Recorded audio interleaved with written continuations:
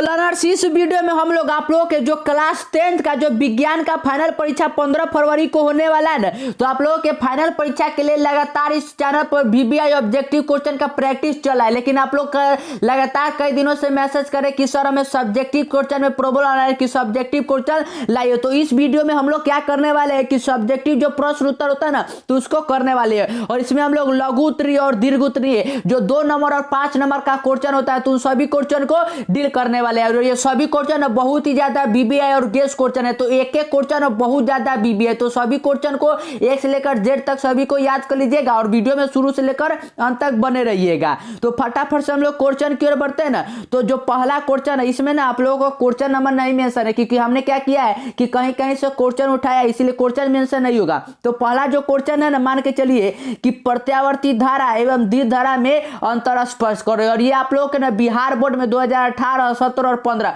मतलब कि 3 साल पूछा गया है। तो ये बहुत ज्यादा बीबीआई हो सकता है कि आप लोगों को 2023 में सीधा आ सके, तो इसलिए आप लोग इसे याद कर लीजिएगा। तो इसके लिए आप लोग उत्तर में लिखिएगा क्या, पहले 2 खंड बना लीजिएगा और एक खंड में लिखिएगा द्वितीय धारा और दूसरे खंड में लिखिएगा प्रत्यावर्ती धारा। ठीक है, इस प्रकार से लिख लीजिएगा। और पहले पॉइंट में लिखिएगा कि इस धारा का परिमाण एवं दिशा समय के साथ स्थिर रहता है। और प्रत्यावर्ती धारा के पहले पॉइंट में लिखिएगा कि इस धारा का परिमाण एवं दिशा समय के साथ बदलता है। पॉइंट नंबर 2 के द्वितीय धारा में लिखिएगा कि इसे एक स्थान से दूसरे स्थान तक प्रेषित करने पर अधिक ऊर्जा का व्यय होता है। और इसके दूसरे पॉइंट में लिखिएगा कि इसके एक स्थान से दूसरे स्थान तक प्रेषित करने में कम ऊर्जा व्यय होता है। उसके बाद आप लोग क्या करिएगा कि तीसरे नंबर पॉइंट में लिखिएगा दीर्घ धारा के कि ट्रांसफार्मर की मदद से इस धारा के विभवांतर को बढ़ाना घटाना संभव नहीं है। और इसके प्रत्यावर्ती धारा के तीसरे में लिखिएगा कि ट्रांसफर की सहायता से इस धारा के विभवांतर को घटाना बढ़ाना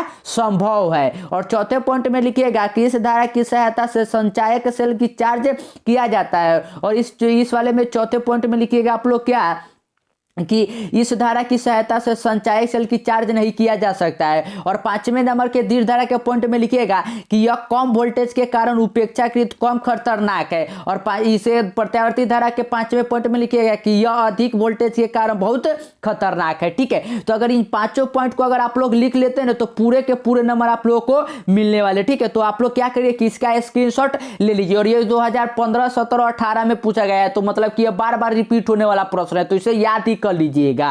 अगला क्वेश्चन की ओर बढ़ते हैं। तो जो अगला क्वेश्चन है, तो अगला क्वेश्चन तो बहुत इजी क्वेश्चन है। और लेकिन ये अभी क्या है कि आप लोग 2017 में पूछा गया है, तो हो सकता है कि 2023 में आप लोग को पूछा जाए। तो प्रश्न क्या है कि विद्युत आवेश क्या है, विद्युत आवेश के कितने प्रकार होते हैं, कि विद्युत आवेश क्या होता है और उसके कितने प्रकार होते हैं। बहुत ज्यादा बीबीआई है। ठीक है, और गैस वाला क्वेश्चन है। उत्तर में लिखिएगा कि इलेक्ट्रॉन के सतह के प्रवाह को विद्युत आवेश कहते हैं। जो इलेक्ट्रॉन होता है ना, तो उसके सतह प्रवाह को हम लोग विद्युत आवेश कहते हैं। आवेश का एसआई मात्रा लिखिएगा कि कूलम्ब है। 1 इलेक्ट्रॉन पर 1.6 गुण 10 के पावर -19 कूलम्ब यानी सी ऋण आवेश होता है। ठीक है, इस प्रकार से लिख लीजिएगा। और दूसरे में लिखिएगा यहाँ से क्या कि विद्युत आवेश 2 प्रकार के होते हैं। यहाँ पर पूछा ना कि कितने प्रकार के होते हैं, तो बोलिएगा कि 2 प्रकार का। पहले में लिखिएगा धनात्मक आवेश और दूसरे में लिखिएगा ऋणात्मक आवेश। इस प्रकार से लिखिएगा तो पूरे के पूरे नंबर आप लोगों को एग्जाम में मिलने वाला है।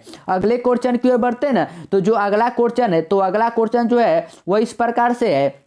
प्रश्न की प्रतिरोध का संयोजन समूहन क्या है, यह कितने प्रकार से होता है, किसी एक समतुल्य प्रतिरोध के लिए व्यंजन प्राप्त करें। ठीक है, और ये इतना ज्यादा बीबीआई है, इतना ज्यादा बीबीआई नहीं, इसको मतलब कि कर नहीं सकते ये इसे ना, तो आप लोगों को मुंह पर ही याद रहना चाहिए। ये आप लोग देख सकते हैं कि 16, 15 और एमक्यूक्यू सेट में 3, 4, 5 और 15 वाला 15, 11 और फिर 2011, मतलब कि इतनी बार यह प्रश्न आप लोगों के एग्जाम में पूछा जा चुका है। तो इसका आप लोग इंपॉर्टेंस जान कि ये कितना ज्यादा इंपॉर्टेंट है। तो इसके ना एक एक पॉइंट को याद कर लीजिएगा। तो इसमें क्या है कि प्रतिरोध के संयोजन मतलब कि प्रतिरोध को कैसे जोड़ते हैं। तो उत्तर में लिखिएगा कि विद्युत परिपथ में 2 या 2 से अधिक प्रतिरोधों चालकों को एक साथ जोड़ना प्रतिरोधों का संयोजन या समूहन कहलाता है। मतलब 1 या 2 को अगर हम मतलब 2 से अधिक अगर प्रतिरोध को जोड़ते हैं ना, तो उसे ही हम लोग प्रतिरोध का संयोजन या समूहन कहते हैं। उसके बाद ऐसे लिख लीजिएगा। उसके बाद आप लोग क्या लिखिएगा यहाँ पर संयोजन के ये दो प्रकार से होता है। और पहले में लिखिएगा कि श्रेणी क्रम, और श्रेणी क्रम देकर आप लोगों ना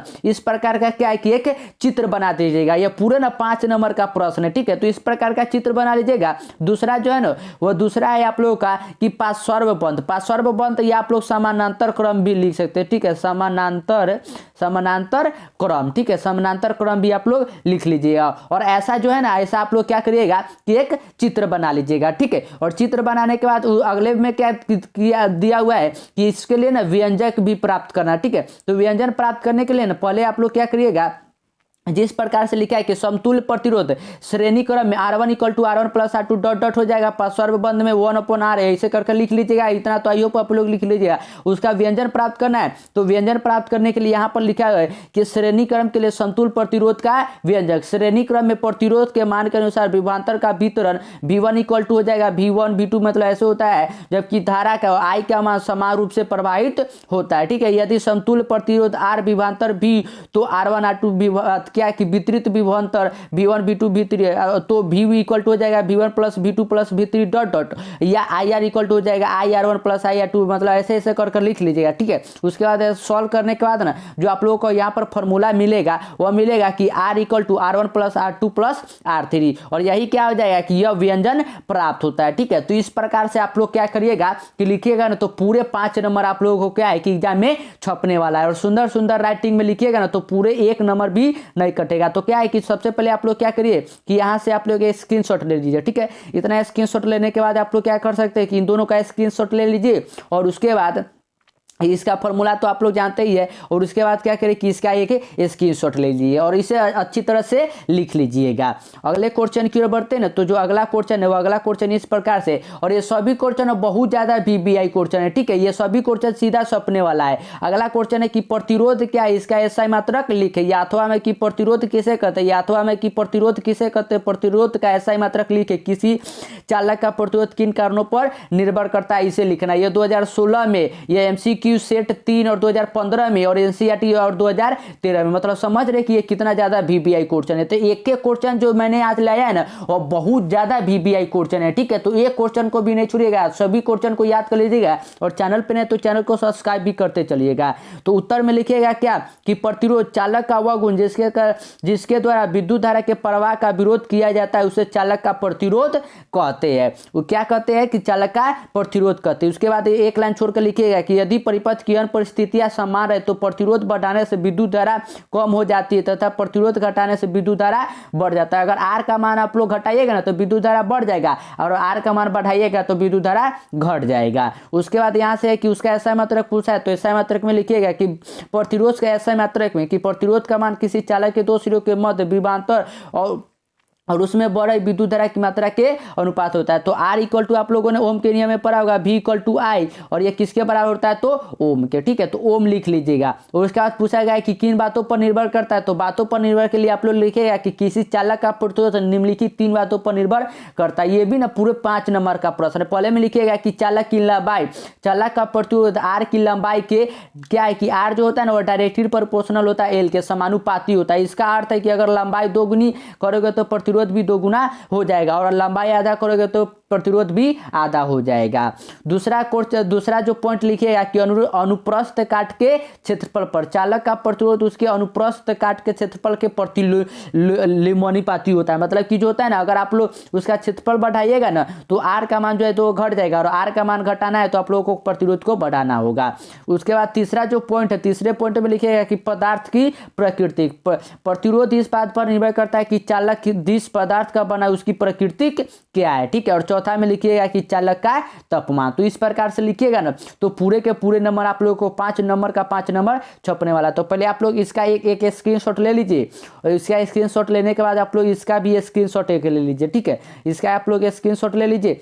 तो आई होप लोगों ने ले लिया होगा। और उसके बाद जो प्रश्न है ना इसका तो आप लोगों को प्रैक्टिस कैसे भी कर लेना है, ठीक है। ये तो इतना ज्यादा VBI कह सकते हैं ना कि इसमें जो क्वेश्चन मैंने रखा ना वो बहुत ज्यादा VBI क्या है कि विद्युत बल का नामांकित चित्र खींचिए। विद्युत बल्ब का आप लोगों को क्या है कि उसका फिगर बनाकर और उसमें लिख देना है। देख लीजिए किस किस में पूछा है। MCQ सेट सेकंड में 2016 में, सेट 1 सेट 2 2015 में, 11 में MCQ सेट 1 2011 में। मतलब कि इतनी बार जो है ना ये क्वेश्चन पूछा जा चुका है, ठीक है। तो ये बहुत ज़्यादा VBI है, तो एक एक क्वेश्चन को ना आप लोग याद करते चले। तो इसके लिए फिगर आप लोग बनाने का आप लोग कोशिश करिएगा, ठीक है। तो बल्ब तो आप लोग घर में देख ही रहे होंगे, तो ट्राई करिएगा बनाने का। और उसके बाद जो बल्ब के सबसे नीचे होता है ना, वो उसे हम लोग तालक चार का टर्मिनल कहते हैं। जो बीच में होता है उसे आधार कहते हैं। फिर अगर बल्ब के शीशे वाले में आते हैं तो वह कांच का बल्ब होता है, और आप लोगों ने देखा होगा तो उसे मोटा तार कहते हैं। और सबसे जो अति का होता है फिलामेंट, जो तंतु का बना होता है, आप लोगों ने पढ़ा होगा ना, टंगस्टन का फिलामेंट बना होता है,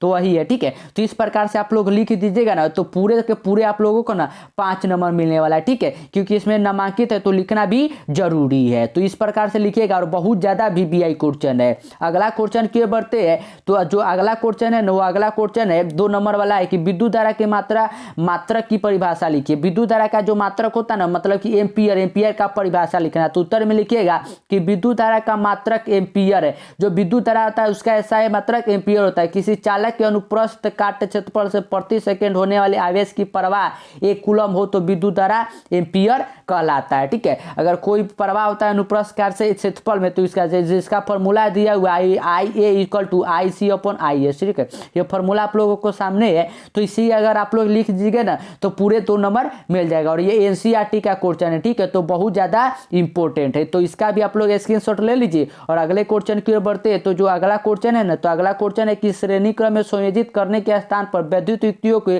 पार्श्व क्रम में संयोजित करने के क्या लाभ है। मतलब कि श्रेणी क्रम में जोड़ना और उसके अगर हम लोग समांतर क्रम में जोड़ेंगे तो उसका क्या लाभ है। तो उत्तर में लिखिएगा कि पार्श्व क्रम में संयोजित करने के लाभ होते हैं, ठीक है। और पहले में लिखिएगा कि प्रतिरोध को पार्श्व क्रम में जोड़ने से किसी भी चालक में स्विच की सहायता से विद्युत धारा स्वतंत्रता पूर्वक भेजी अथवा रोकी जा सकती है। और दूसरे बारे में लिखिएगा कि ऐसा करने से सभी समांतर शाखाओं के सिरों के बीच विभवांतर बराबर होता है। इसलिए लैंप, बिजली प्रेशर, रेफ्रिजरेटर, रेडियो आदि विभव पर प्रचलन के योग बनाया जा सकता है, ठीक है। इसलिए क्या होता है ना कि समांतर क्रम का लाभदायक होता है। तो इसका भी आप लोग स्क्रीनशॉट ले लीजिए। और ये भी NCERT का है, ठीक है, गेस क्वेश्चन। तो ये हो सकता है कि इस बार आप लोगों के एग्जाम में सीधा छप जाए। और आज के लास्ट क्वेश्चन की ओर बढ़ते हैं ना, और इसके बाद भी हम लोग क्या है कि लगातार 5 नंबरिया और 2 नंबरिया क्वेश्चन को हम लोग डील करते रहेंगे। तो चैनल पे नए तो चैनल को सब्सक्राइब कर लीजिए और लगातार आप लोग पढ़ते रहिए। प्रश्न है कि यह कहने का क्या तात्पर्य है कि 2 बिंदुओं के बीच विभवांतर 1 वोल्ट है, इसका तात्पर्य क्या है। तो उत्तर में लिखिएगा कि किसी धारावाही विद्युत परिपथ के 2 बिंदुओं के बीच विद्युत विभवांतर को हम उस कार्य द्वारा परिभाषित करते हैं जो एकांक आवेश के एक बिंदु से दूसरे बिंदु तक ले जाने में किया जाता है। और लिखिएगा कि 2 बिंदु के बीच विभवांतर यानी कि B = किया गया कार्य यानी कि W और आवेश यानी Q। तो W/Q, और यहाँ फॉर्मूला भी लिखा गया है कि B = होता है W/Q, ठीक है। तो इस प्रकार से लिखिएगा ना तो पूरे 2 नंबर के 2 नंबर आप लोगों को एग्जाम में छप जाएगा। और आज हमने ना बहुत ज्यादा VBI क्वेश्चन आंसर को डील किया है। ये सभी क्वेश्चन सीधे आप लोगों के एग्जाम में हो सकता है कि छप जाए। तो सभी क्वेश्चन को याद कर लीजिए और लगातार आप लोग क्या करिए कि तैयारी करते रहिए, क्योंकि आप लोग का एग्जाम है ना वो समय बहुत ही कम बचा है। और चैनल पर नहीं तो चैनल को सब्सक्राइब भी कर लीजिए।